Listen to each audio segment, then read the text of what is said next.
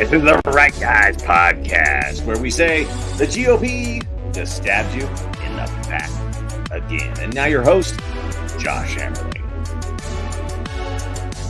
Hi, gang. Welcome back to another one. This is the Right Guys podcast. I am Josh, and I am rocking it out solo right now until Max gets back. He got caught up with a few personal things, and as we all know, life gets crazy, and we're back at it. So, it's Friday. Max texted me last night, and he's like, dude, I want to come out swinging. He really wants to come out swinging. And he did. I mean, we're having conversations, and we're having talk about the shows. We're getting ready to move forward. He just feels absolutely betrayed by the GOP and what looks like complete mess of the Speaker of the House voting. To kind of put in perspective, the staying starts with Matt Gaetz having no confidence in the last guy that was there. I don't remember his name off the top of my head. And gets him kicked out, gets a whole bunch of Dems on his side. And then we have a vacancy that's being filled in by the pro temp right now. And we thought Scalise was probably going to come forward and win it. He drops out. Next thing we know, Jim Jordan's in a secret vote. They kind of figure out what they want to do with it. And here we are. Jim Jordan hits the nomination for 3 separate occasions, and he is 0-3.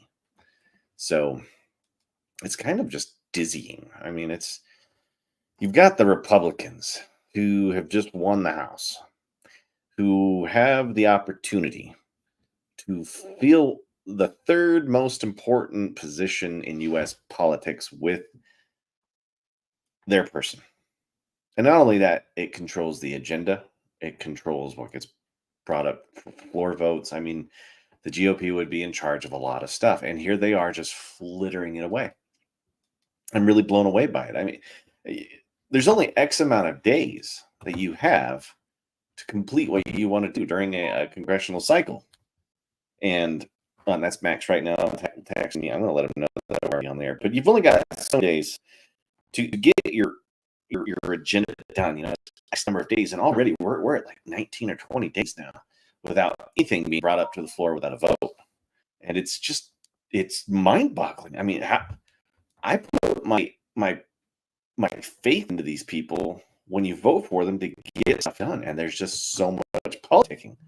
I mean, it's just driving me crazy. And I'm just blown away by it. And I don't know. It's I don't know what else to say about it. It's weak. I mean, it's disgusting. I'm really blown away by it. What really bugs me about the whole thing is that 25 Republicans voted against Jordan. 25. Who were those 25 people that have voted against Jordan? Right? And Jim Jordan's a strong candidate. I mean, he checked all the boxes. He's been a staunch GOPer.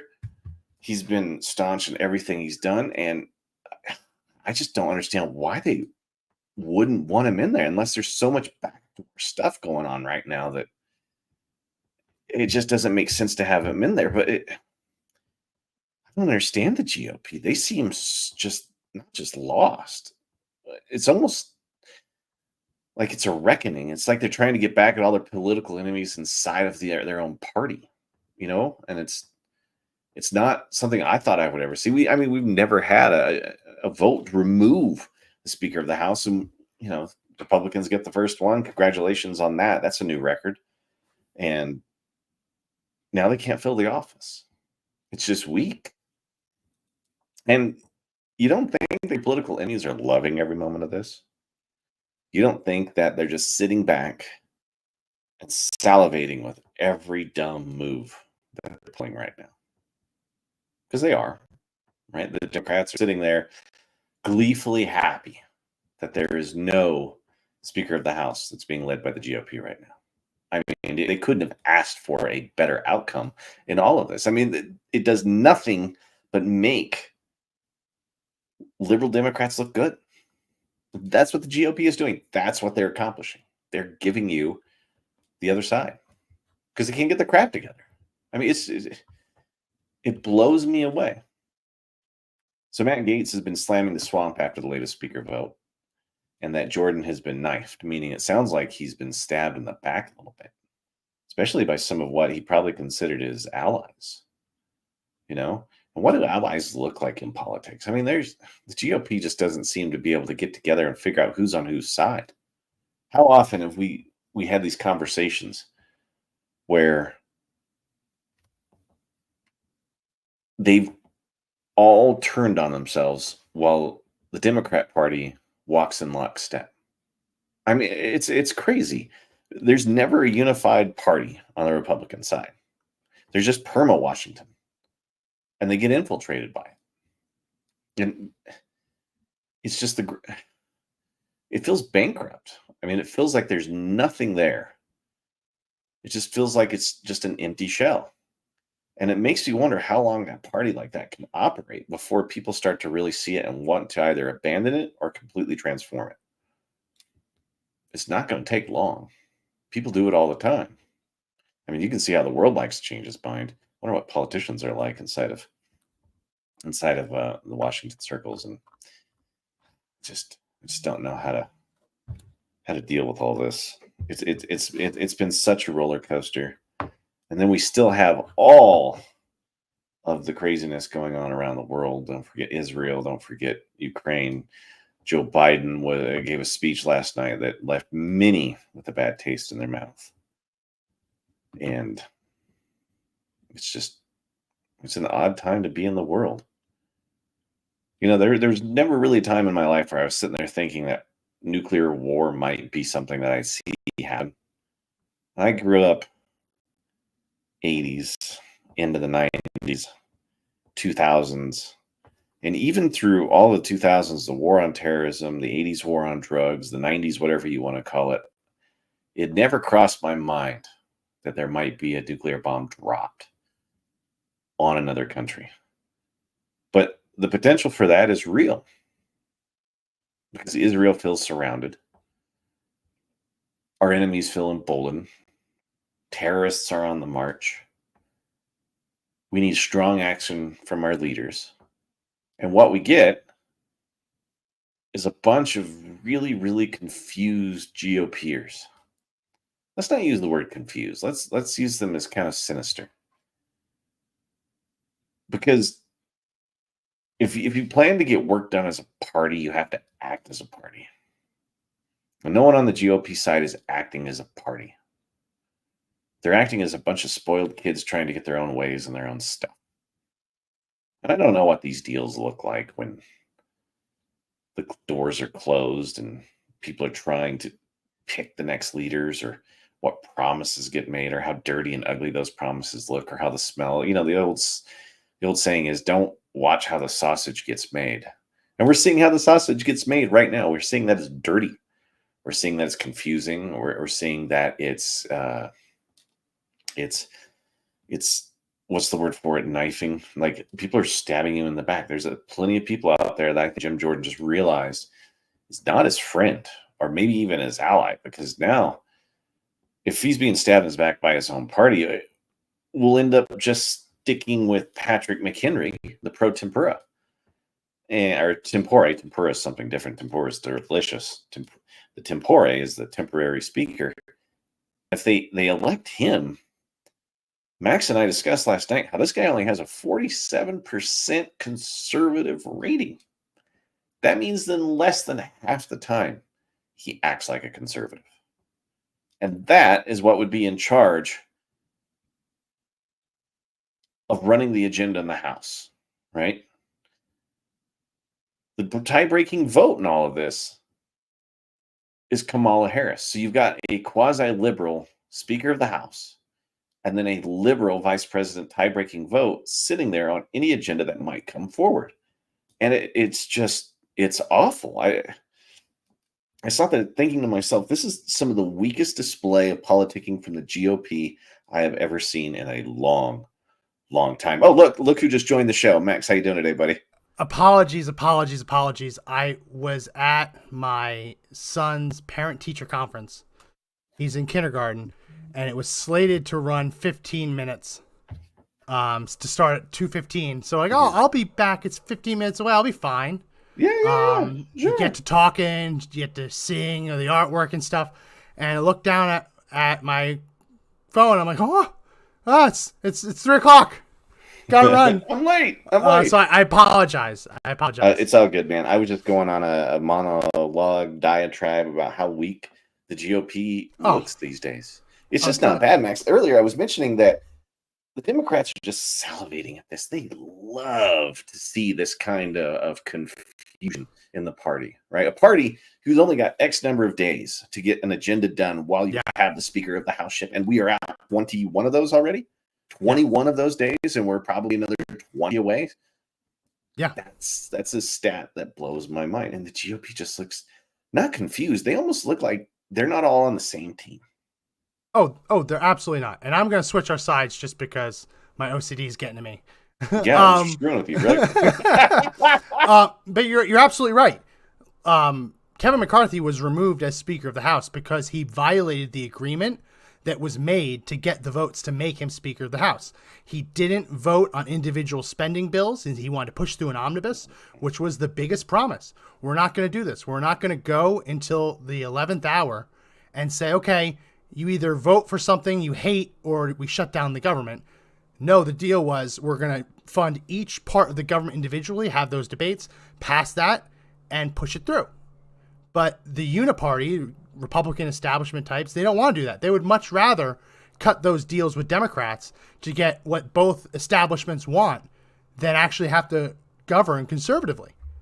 And when Jim Jordan was first named, we were on the show talking, he wasn't our first choice. No.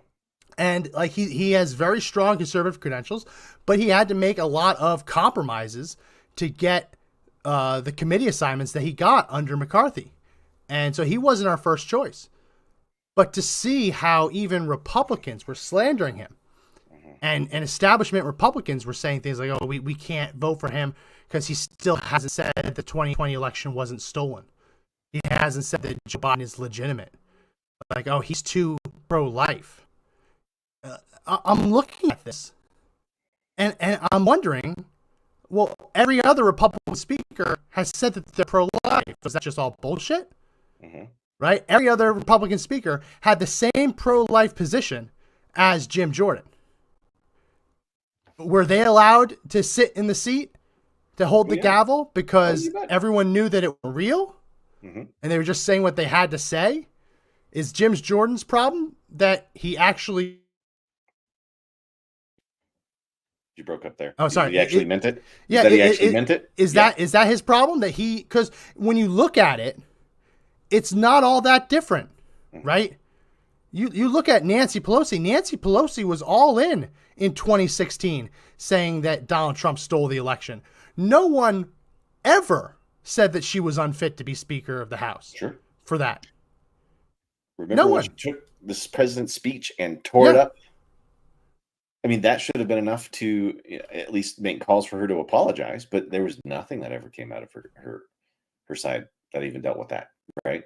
And she's taken some radical positions on things, and she has brought radical stuff to the floor. And when I vote for a party to give them power, I want them to put the agenda on the floor, and I want it voted on at least, right? So we can send it to the Senate and move on. That's not even happening now. It's the greatest delay of the conservative agenda that I've ever seen, at least when the conservative party has been in quote unquote control, which they're not. This shows you that the GOP does not have control over their own party. And if they can't control their own party, how are they going to run office for anything else? They won't stick to their guns on stuff. It just shows you that they're willing to go for the current cause, right? The PERMA Washington, and they're comfortable in that. Yeah, so they lie and just say this is how we stand, but it's not. Where do you sit before you tell me where do you stand? And now we know. We 100% know now. This deal that they were trying to work out with Patrick McHenry, the Speaker pro tem, to basically bypass the Constitution and not actually name a speaker, but to name him as like an interim speaker who would have some of the powers through January. Have you looked into this guy at all? Like that was the solution. Well, that was apparently the solution. There are different organizations that have graded Republicans on how they vote and how conservative that they voted. And I forget the exact organization, but when they graded Patrick McHenry, I can go ahead and put him on the screen just for everyone who doesn't know what he looks like. This is the guy, Patrick McHenry. He's not the speaker, but he's the guy who often will go up there, gavel in, gavel out, do a lot of the technical stuff that needs to be said. He is not a conservative. Conservative organizations graded him at a 45% in terms of how conservative he was. There were some Democrats that scored higher than him in terms of conservative voting, what they voted for. Now, a lot of that is that when bills come to the floor that are Republican bills, and if a Democrat votes for it, that counts as a conservative vote. They might not be truly conservative, but in terms of just their voting record, there are Democrats who vote more conservatively than this guy. And this is apparently one of the solutions, since it's supposedly unfathomable to have Jim Jordan as Speaker of the House. Make a practical, someone's practically a Democrat speaker. Like, who's coming up with these ideas? Who's like, this is going to be a great idea. Let's put in there. Yeah, I mentioned at the start of the show that, he had a really crappy rating. I said 47%, but 45% is yes, even worse. It's 45, 46, 47, somewhere around there. It's like, why? What I did learn is that the I almost said tempura again because I love fried cheese, or at least fried Asian food. He can't hold the office of president. Like if something were to happen to Joe Biden and Kamala Harris dies, he doesn't have that power or authority. No. So that I didn't realize. I said the other day, and I'm just correcting myself, that this is a person that would be third line for presidency. It's not until he would actually be voted on. So yeah, he would have to be completely voted on. In order for that to happen. But it's insane that it's a common saying, but like with Republicans like these, who needs Democrats, Josh? Yeah. Who needs Democrats? Matt Gaetz comes out and he says the swamp has just knifed Jim Jordan an hour ago. Yeah. So there's some sort of backroom stuff that's going on. That do they feel like he's too good of a candidate? Is he too conservative for a party that's supposed to be conservative? Or does someone else just want the power? Is this just a power play on somebody in the inside who's been made promises that, or they're just trying to make a play? Because I don't know who else jumps in here now. Scalise dropped out mysteriously. I mean, did he ever really say why he dropped out? He dropped out because he saw that he didn't have the support and he didn't want to make it dramatic. I'm so pissed off that when those 8 or however many it was originally didn't want to support McCarthy and dragged it through 15 ballots for Speaker of the House to get the concessions that the conservative movement has been demanding for years, right? Promises from the Speaker of the House and the ability to call for a removal vote if the Speaker violates those promises.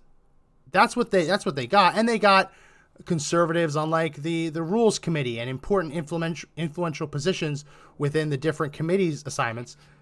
All of these were perfectly legitimate, and for it to go 15 ballots before the establishment caved was shocking. But all of the people that just knifed Jim Jordan in the back were the ones saying that it was treasonous for Republicans to deny the majority of their party, the consensus candidate, deny that candidate the speakership. When it was against McCarthy, they said it was treasonous to hold it up and force it to go 15 ballots. Now they are gleefully putting the shoe on the other foot. They are gleefully doing the exact same thing, and they don't even care that it's completely hypocritical. I saw, who was the guy who was bowling? Do we have that video? Let me see if I can get it. The guy that was bowling. I was just looking at the list of the first ballot no's. One of the Vern Buchanan. Buchanan. He's been one of the most outspoken opponents to Jim Jordan, And yesterday, he went out of his way to basically say Jim Jordan will never be Speaker of the House, yada, yada, yada. Later in the night, he's seen Bowling doing this Twinkle Toes celebration at the White House. The White House has two, I think 1 or 2 lanes, a full-length bowling alley underneath the White House. He's there bowling. And now everyone's like, oh, can't he socialize with the other party? Why is that a problem? This is the guy who, other than this, was a no-name when it comes to like national politics. In Florida, he might be influential, but he wasn't anywhere near A or B tier when it comes to Republicans who have actual power in the caucus. To be celebrating at the White House when he's thrust into this national conversation for opposing Jim Jordan. He was invited to the White House, Josh. There's only one person who's allowed to invite people to the White House. That would be the President of the United States. That would be Joe Biden, the ultimate liberal Democrat. So when you see a Republican stabbing Jim Jordan in the back, refusing to go along, digging in their feet, saying that they'll never vote for him, without a real legitimate reason for it, to then get invited to the White House, presumably by Joe Biden or someone on his team, and then while the rest of the party is huddling and meeting to try and figure out what to do, the video leaks of him dancing after getting a strike or a spare, whatever he got, in the White House at the bowling alley. It just shows this is not the Republican Party. They're celebrating with the other team, Max. They were celebrating the victory dance with the other team. That means they accomplished what they wanted to do. That's why he's out bowling. That's what you're dealing with. He actually voted for someone named Byron Donalds of Florida. That's who I don't hate him. I don't hate Byron Donalds. Yeah, but he was just going to make a point that he's not going to vote for Jordan, and then he's at the other side playing with the other team and celebrating, not playing, celebrating with the other team. He's not a Republican. He may be wearing the clothes, but he's not a Republican. At least he's not acting like the GOP. He's not acting like a uniparty. After all of this, Josh, I don't feel like a Republican either. Right? Do you feel like a Republican? Is this something that you want to be attached to? No, honestly, it's a joke.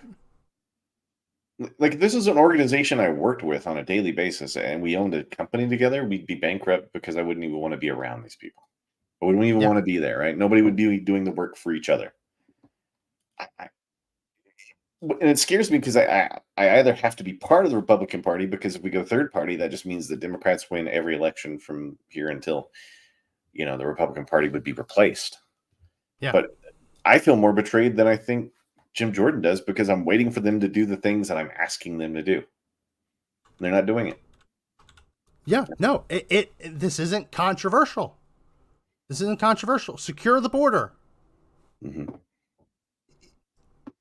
Balance the budget. We balance the budget. We can go down the list, right? What's painfully clear, and this has been clear for a while. We've played it. We won't play it again, but I'll harken back to that excellent Matt Gaetz speech that he gave right before Kevin McCarthy was removed as Speaker, talking about interest and saying, how dare you establishment Republicans criticize me for sending out fundraising emails to donors, constituents, to send $5, $10, $20 to help my campaign, when the whole reason we're in this mess is that you, the establishment, aren't beholden to your constituents, your donors. You're beholden to the special interests and the lobbyists who control you like a puppeteer at a carnival, right? Mm-hmm. That's it, right? Vern Buchanan, a political nobody. He's on the House Ways and Means Committee. He's been in the House since 2008. Not a member of like the GOP leadership or anything like that. Mm-hmm. But you look at him, he is not interested in serving his constituents. He won. I was just looking at it. I think he won with over 60% of the vote in the last election. He won with 62% of the vote against the Democrat. The Democrat only had 37.9% of the vote. Wow. This is a district that would elect any Republican, and it has to be this guy, right? It has to be this guy. Like, this isn't a flip district. This isn't it can go either way, razor's edge. This is the kind of district where you should have a real conservative, not someone celebrating at the Democrat White House playing bowling while the rest of his party is trying to figure out how to get back to governing the country. And it really falls into that he seems more interested in making sure he'll still get invited to the cocktail parties and the soirees than he is concerned about what's going to happen to him the next time he gets back to his home district. And that's not a call for violence or threats. I've heard that there have been some death threats. That's terrible. There's no need for that. But when I was writing for Conservative Daily, creating all of the campaigns, the call to action campaigns, we had a very simple message: honor your oath, faithfully represent the interest of your constituents, or you will be removed from office. That's not a threat; it's a promise.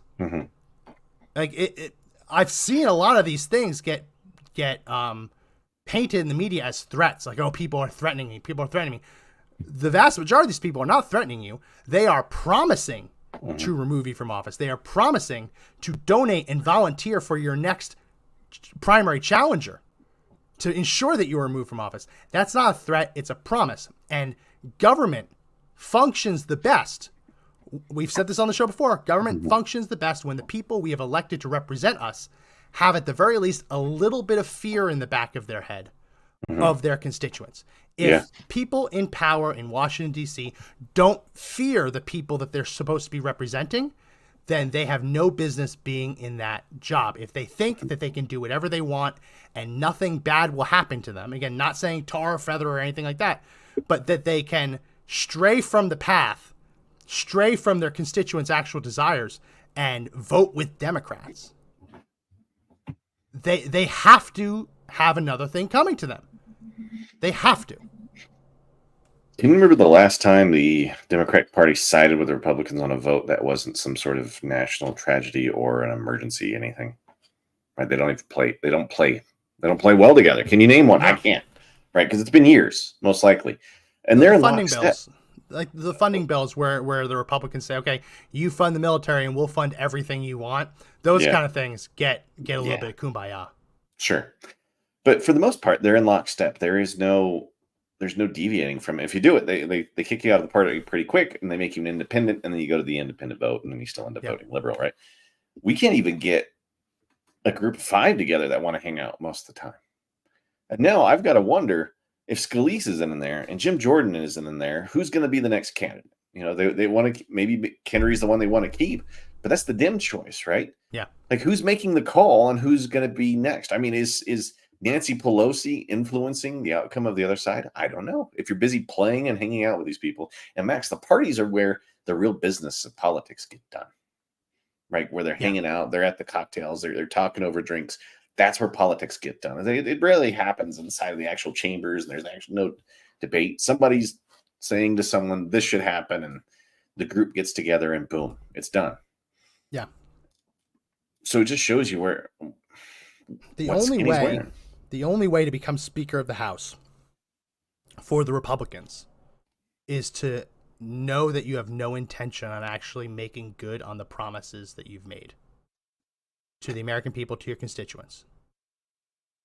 An example, Paul Ryan. Paul Ryan ran for vice president with Mitt Romney, right? You'll remember that Mitt Romney, when he was running for president, wanted to build a border fence on every single inch of the U.S.-Mexico border. When he got into the Senate, he was one of those ones against the border wall. Funny how that works. Paul Ryan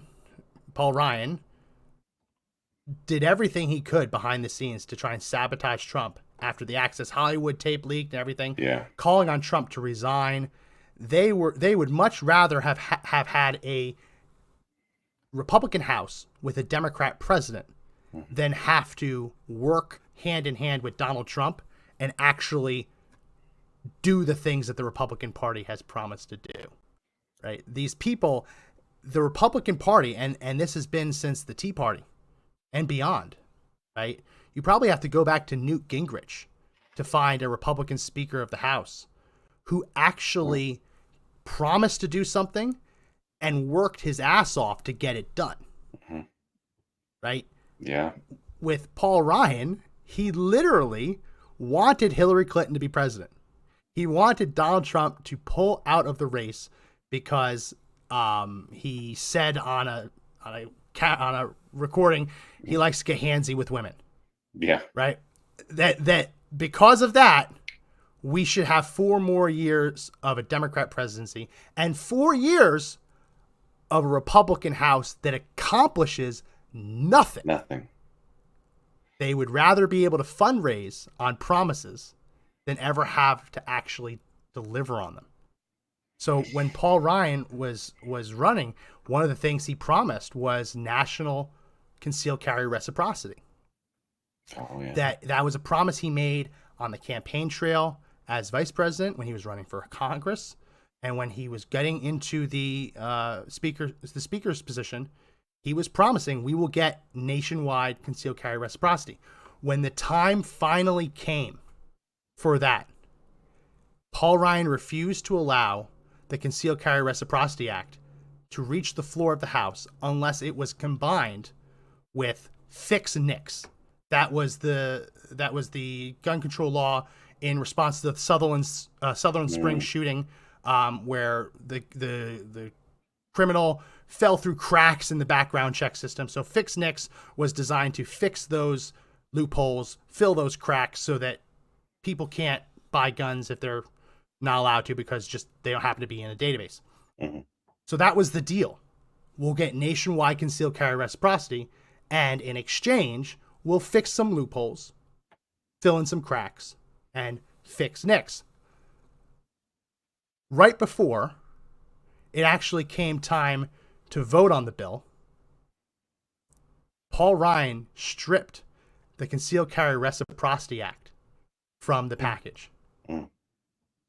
Just put through Fix NICS. The Senate promptly passed Fix NICS into law. Yeah. And that's all we got. That's all we got. We could have put pressure on the Senate to say, yeah, we'll fix background checks, but in exchange, you need to recognize that the people who pass background checks and people who pass background checks more than some law enforcement officers, right? Mm-hmm. The people who have passed them are trustworthy enough to exercise their concealed carry rights across state lines. Mm-hmm. That's the bargain. That's the deal. Paul Ryan said no. He didn't think it would pass, and it Fix NICS was too important to let it die fighting over an issue like that. So that's something where you literally had a Speaker of the House promise something for years, be in a position to get it across the finish line, and deliberately undermine his own promise. And at that point, I'm out. Well, I'm sitting here thinking, I'm like, every time they run, they tell us how conservative they are. Mm-hmm. And we fall for it. Every time. And they get primaried in wherever they're at. They win their primaries and they move on. When are we going to start actually electing conservatives to the Republican Party? If the Republican Party is the party of conservatives. And that's my big question now. Is the Republican Party, the party of conservatism? And I have to say no. If the Republican Party stays like this, they're going to go the way of the Whigs. And they're going to cease to be a national party. You bet. Or they're going to go the way of the anti-federalists and cease to be a party. Mm-hmm. Right? Yeah. When George Washington was in office, it was in the White House, there was technically no parties in Congress. Mm-hmm. It was nonpartisan. But people knew there was the Federalists, anti-federalists, mm-hmm. right? When the anti-federalists lost, there was major arguments in terms of like constitutional ratifications, things like that. They ceased to exist. And there was a period of time where there were only Federalists. There Yeah. are Federalists and people who didn't have a party. Party. Yeah. And generally, you have a tendency to win elections when your party sticks together because you're all on the same page. You're all saying the same thing. You're all doing the things that you're actually promised. The thing is, the Democrats do what they promise to do. They take away gun rights, right? Mm-hmm. They start giving special treatment to all kinds of other groups. They start going after environmental causes. They actually stick to their guns, which shows you that at least I don't agree with it, but they stick to their principles. And it's easy to vote for somebody when you stick to your principles because you're going to get the results you want. We don't get results when we vote Republican anymore. No. We don't see anything. We don't get anything. We don't get the return on the power investment that we give these people. I can't stress it enough. They don't want to do these things, right?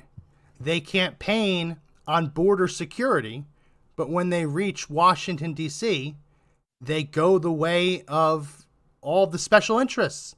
Mm-hmm. And they say, oh, no, well, actually, we need illegal aliens to do all the work in this country, which is false. It is false. There is not a single occupation tracked by the Department of Labor where illegal aliens make up the majority of the workers. And of the very few occupations where immigrants, legal and illegal, make up a majority of the workers, there are more than enough Americans looking for those jobs, seeking those jobs to replace the illegal aliens that hold them. That's a fact. That is a verifiable fact. But no, they campaign and promise to represent our interests. But the minute they get to Washington, D.C., they start representing the Chamber of Commerce's interests and these other interest groups that are completely not aligned with conservative thinking at all. At all. I mean, I didn't leave the Republican Party. They left me. There's just nothing left for me here now. But the problem is, this country is not designed to have a third party system. Yeah, I'd agree with that. Our elections are what's called first past the post, meaning the first person to get 50% plus one or the majority of the election of the votes, right, becomes the winner. This isn't like a parliamentary system like you have in the UK, where you could have a couple of towns or districts elect a libertarian, and you'd have a parliament. You have to build a coalition in parliament to rule. No, there's only been a couple of libertarians ever to reach prominent office. There was what's his name in New Mexico, and there was the guy in Minnesota, the wrestler, Ventura. Yeah, Jesse Ventura. He went independent and won, but he got the governor and stopped. I mean, yeah, I thought he tried to run for president, and it just kind of did not go over well. I don't know what to do about this, Max, because this is the party that I've been fighting for. This is the party I've been telling people to vote for. This is the party I've been donating to. This is the party that has made promises to me, right? And none of those things have happened. I haven't got. If it wasn't for the Supreme Court making rulings, there wouldn't be laws to help protect my gun rights. They're just not doing the job. They're not doing what they're promising, and it's infuriating because I can't move anywhere else without losing what I want, right? There's no other place for me to go now, right? Yeah. There's no other conservative party out there. I either have to go to the semi-liberal Republican Party or the super liberal Democrat Party. So I only get one outcome with my vote. Why would people even want to vote then? People would stay home. The only thing that motivates them right now is Donald Trump and the things that he's saying, because he was one of the few guys that actually did what he said he was going to do. Yeah. Otherwise, all we get is a bunch of lip service. I mean, I can't remember the last time that most politicians have done what they said they're going to do besides Donald Trump. And that's going to drive people crazy. Yeah. My favorite bedtime story is this. Cantor loses. Eric Cantor was the House, I believe he was the House Majority Leader at the time. He wasn't the Speaker, House Majority Leader. He was in the leadership. And he was supposed to win big, double digits, right? there starts getting to be some rumblings that he wants to start cutting some deals with Democrats, especially on things like immigration. There was a big immigration bill that was making its way through Congress. If you remember the amnesty bill, the Gang of Eight, Cantor starts having these meetings and promising that we're going to push these bills through. We're going to come up with a compromise. And if you study the history of Republican immigration bills, compromise is the worst word to use. Compromise implies that you give something, you get something. And whenever Republicans give up something, they give Democrats everything they want and they get nothing in return. Well, he made this promise. He started making these promises right before his own primary. And no one thought he was going to lose. But David Bratt ran a great campaign against him, made it local, rallied the troops, and he was removed. He lost huge. He lost 55-44 with 98 when 98% of the precincts were reporting. So he lost by more than 10%. Wow. And his opponent, Bratt, only had $100,000 to spend on the race. So it was like this crazy thing where, and we saw AOC too. AOC defeated, what was his name? Not Randall. Who did AOC defeat? I can't remember. It was so long ago. But yeah, he had been instaunched in that position for Joseph Crowley. Many years, and she just comes out of nowhere with like this campaign with no money, and boom, pretty face gets elected. Joseph Crowley was being groomed to be Nancy Pelosi's replacement, similar to how Eric Cantor was being groomed to like replace like the John Boehner types, and he was being groomed for leadership. It can happen.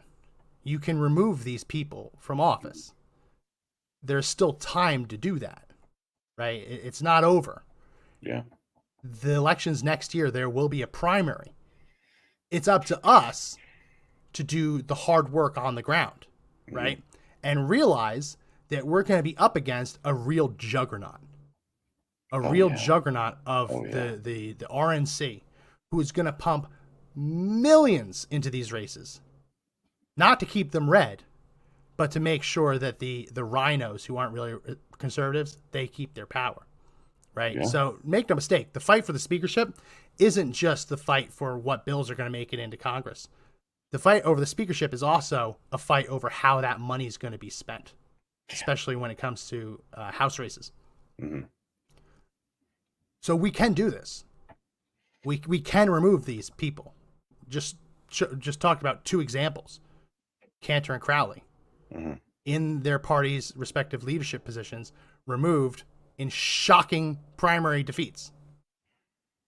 We can do it, but we have to actually do it, right? Yeah. The problem is so many people get really fired up about something, and then they see, it's primary election day. Oh, I won't go. It's not going to make a difference. I live in a red district. What does it matter? And then the same people get elected over and over and over again.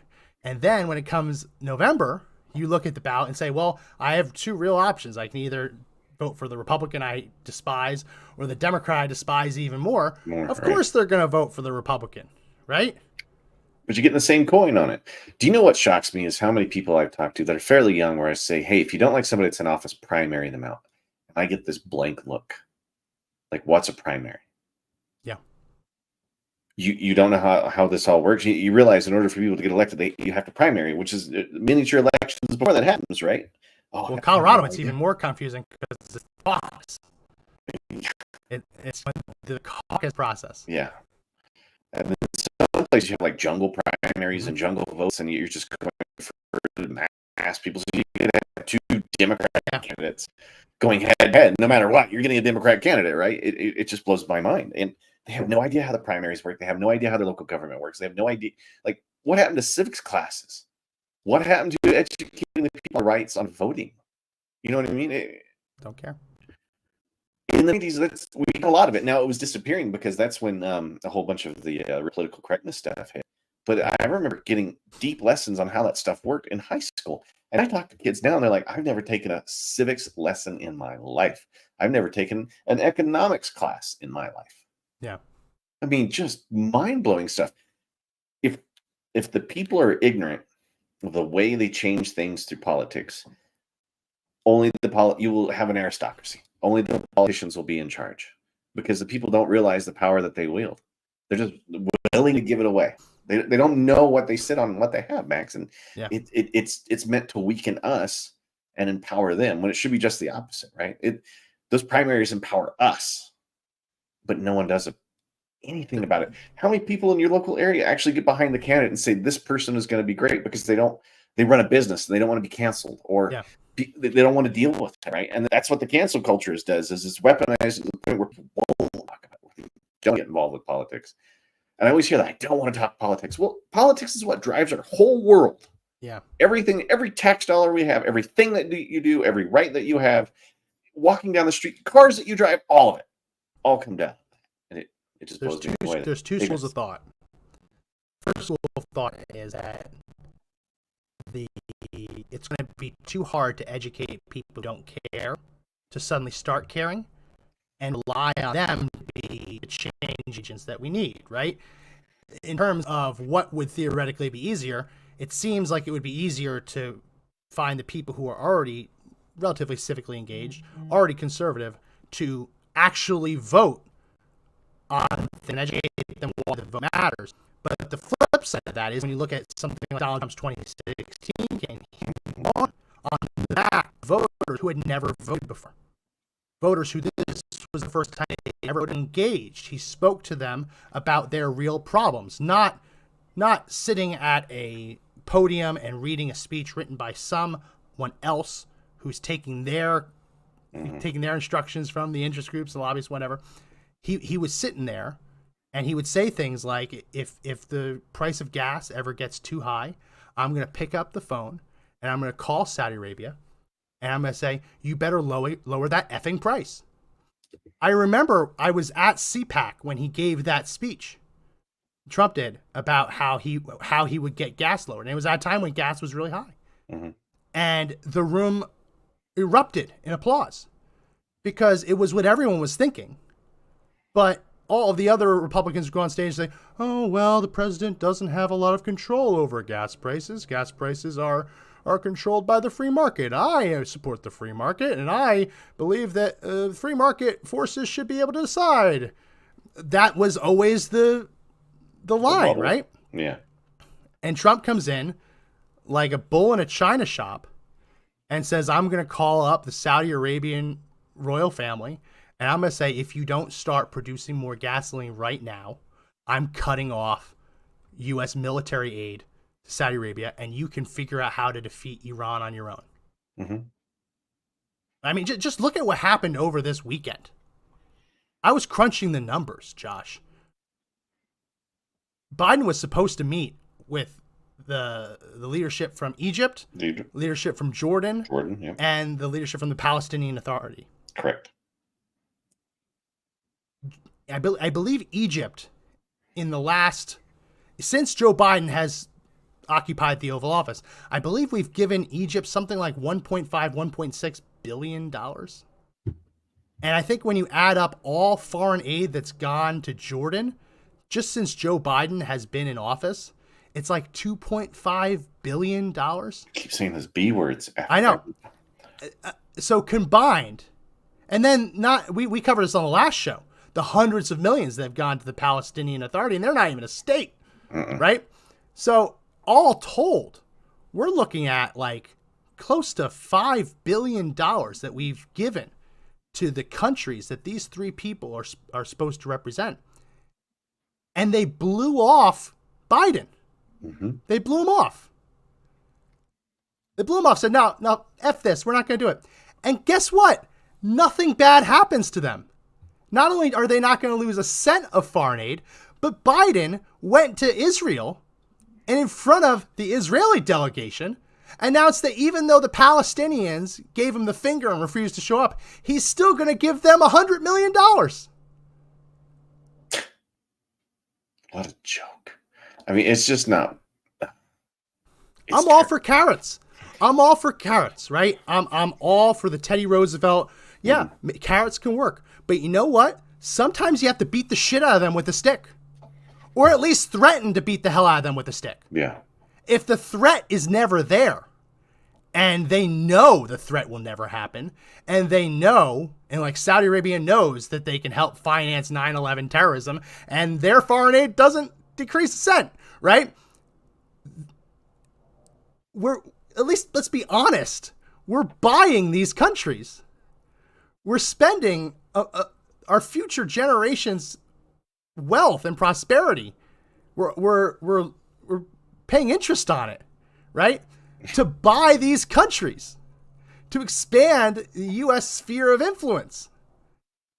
And not only are we not even honest about that, but we won't even like threaten them anymore if they completely depart. What's the point of spending billions of dollars to prop up a pro-America regime if they can spit in our face and give us the finger whenever they want and nothing bad happens to them, right? This is the weak-kneed Republicans and Democrats, right? That are the problem. They're the problem. Because remember, the Republicans control the House. All spending bills have to originate in the House of Representatives. Mm-hmm. The spending increases that have happened had to originate in a Republican-controlled chamber. The same one who promised that we would get a cap on spending. And they're still just cutting blank checks. Yeah. I mean, in what sphere of American influence do you think Joe Biden has ever had on anybody? He just doesn't. He's just an ATM. Well, no, he is literally, instead of us buying them, they buy him. That's the difference, right? So he isn't, he's not the one with a gravitational field, right? Mm-hmm. He's not the planet with the moon circling around him. He's the moon circling the other planets, right? It's it's a little flipped when it comes to that family. And it shows. It shows. Imagine being in front of the Israeli delegation, seeing their faces when he's like, "We're going to give them another $100 million." How much resources and raw materials could they buy for $100 million to wage war? Yeah, they pay these people pennies. They buy junk. I mean, that much money could last decades financing a war against Israel, and it's shocking how dug in the Palestinians are and how much effort and money they've been given to be in the position they're in right now. Where did they get all that money, Max? It's all from us.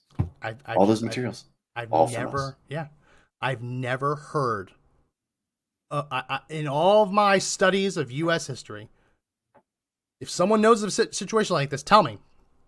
I've never heard of a foreign leader giving the president of the United States the finger, saying, F you, I'm not going to meet with you, canceling last minute, making him look like a fool, even though he is a fool. I've never seen something like that happen, and the president still get up in front of the cameras and say he's going to give them $100 million. I've never seen that before. I've never seen that before. In my life, I can't even believe it happened. I don't even think the Viet Cong even influenced it. Yeah, I can't think of any instance. The Vietnam War is the only one I think that might be close to that, but it's not ringing any bells. I'd have to start going to history books again. But yeah, like the South it's like Vietnam, spitting in his face. South Vietnam, never said "F you, White House, F you." You know what I mean? Even when we separated on policies, it was never like, "We'll go F yourself. We want nothing to do with you." And it just shows you how weak Joe Biden is. He has no political capital around the world. He has wasted the strength of the United States. Just flittered it all away. We look like a paper tiger because of that man, right? Did you see his speech last night? It's okay if you didn't. It. I did. I parts of it. I had it on. At some point when I turned it up, I started yelling and I turned it off. I particularly liked when he described the terrible atrocities in Israel and then said that's why we need to send money to Ukraine. I like that rationale that we have to help Israel, and that means we also have to help Ukraine, because why not? Right? Why not? And the Republicans, you know that they're sitting there doing their best Nancy Pelosi impression, clapping like a seal, like she used to do in the State of the Union addresses. Mm-hmm. It doesn't feel it doesn't feel like we have representation anymore. No. We had Donald Trump, and at every turn, at every step of the way, the Republican Party tried to just completely destroy him, screw him over. Yeah, Even to this day. Like, and look at the stage for these debates. In order to make it on the debate stage, you have to promise that you'll support the candidate no matter what in November. So all of those people on the debate stage have made that promise. Chris Christie's one of them. But what does he say? He says, I'm not going to vote for Trump. Trump's a criminal.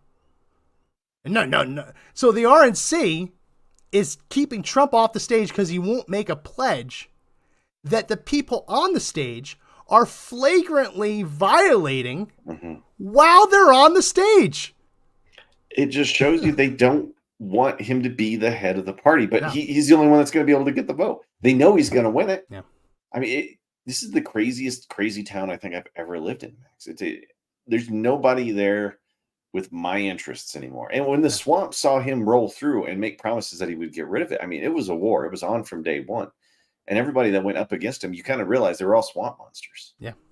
And did he drain the swamp? Yeah, the water level in the swamp was draining, right? And then, boom, there's an election that we can't claim was stolen. Yeah. You can't make claims about it because, it was the safest election in all of history. And then we have to accept the line. I'm sure YouTube loves hearing that right now, but they've actually walked that back. Now that nothing can be done about it, their terms of service actually allow you to question elections again. As we go into the next election, they're gonna tamp down that. Yeah. And then once everything's certified and it's unchangeable, then they'll loosen it again. It's 100% election interference. We always knew that the Republican Party cared more about holding power than actually fulfilling their promises, and that they'd rather lose the ability to affect change if it meant they kept the reins of power in their hands. But I actually felt like this time when I saw that it was lining up for Jim Jordan for whatever faults he has, right? No one has ever said that Jim Jordan doesn't actually mean what he says. I had some hope. And for all as much as we wish that investigations that he had headed up had borne more fruit and had accomplished more, right?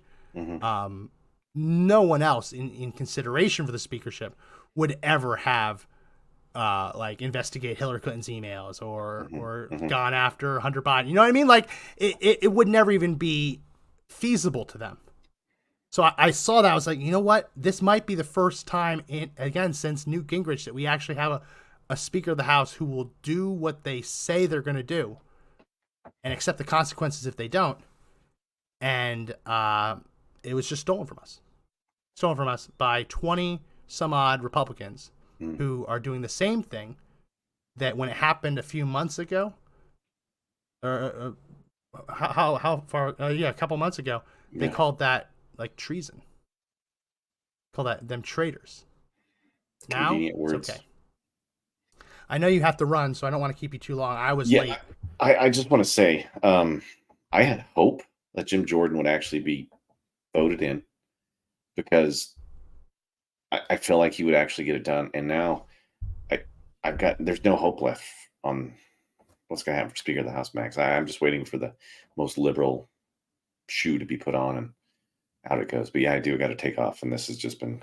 I'm waiting for 10 Republicans to side with Democrats and elect a Democrat. That's what I'm waiting for. Could happen. Imagine 20 people affecting the lives of hundreds of millions in the U.S. and them thinking that they're better than everyone else. Yeah. No, it really is shameful. I do hope that any guardrails that had been placed on Jim Jordan as conditions for him heading up the Intelligence Committee, I hope that he decides to bust through those guardrails and start kicking ass and taking names. Because you know that he was probably given a list of things he's not allowed to touch. After this, I'd say if I was him, I'd say F that, and I'd start going after everything. If I was him, I'd do things like release the Epstein client list. Like I'd start going that way. Still waiting on that one. Yeah. I'd start going that route that the establishments of both parties don't want you to do. Well, we're out of time. Apologies, I was late earlier. Well, I try not to happen. It was my son's parent-teacher conferences. But I appreciate everyone for listening. If you haven't already, please do subscribe. All those links are in the description. We're live on Spotify, Google Podcasts, TuneIn, iHeartRadio, Amazon Music, Audible, Podbean. All those links in the description. We go live on YouTube and Rumble, so do check that out. A bunch of other ways you can help support the show or me or Josh. Those links are in the description. We go live Monday, Wednesday, Friday at 4 p.m. Eastern, so tune in for that. And if you can't watch live, do subscribe to an audio version, set it to auto download so that we can prove out those numbers as we get ready to bring on more advertisers. That's it for this edition of the podcast. My name is Max McGuire. I'm Josh Hammerling. Remember, the fight to take back the country, and apparently the fight to take back the Republican Party is not over yet, but the only way we win is if we all stand up and fight together. Have a good weekend.